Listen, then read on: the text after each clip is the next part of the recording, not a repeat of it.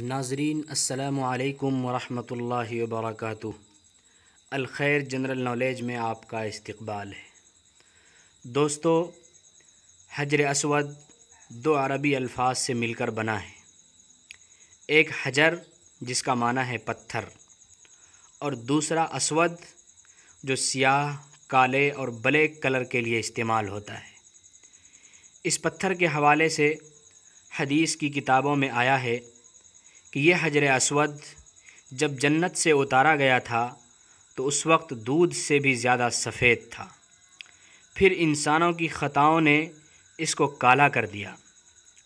ایک اور روایت کے اندر آیا ہے کہ حجر اسود اور مقام ابراہیم دونوں جنت کے یاقوت میں سے ہیں۔ اللہ تعالیٰ نے ان کے نور کو مٹا دیا۔ اگر ان کے نور کو مٹایا نہ جاتا تو اس سے مشرق و مغرب میں اجالا ہو جاتا۔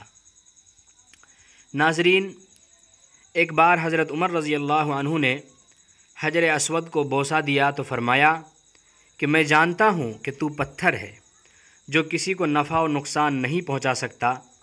اگر میں نے رسول اللہ صلی اللہ علیہ وسلم کو تجھے بوسہ دیتے ہوئے نہ دیکھا ہوتا تو میں تجھے بوسہ نہ دیتا۔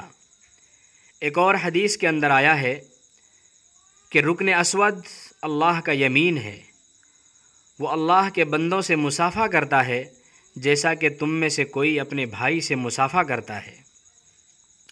دوستو، جب قریش مکہ نے کعبۃ اللہ کی دوبارہ تعمیر کروائی تو کعبۃ اللہ کی دیوار میں اسی پتھر کو نصب کرنے کے سلسلے میں قبائل قریش میں جھگڑا ہو گیا۔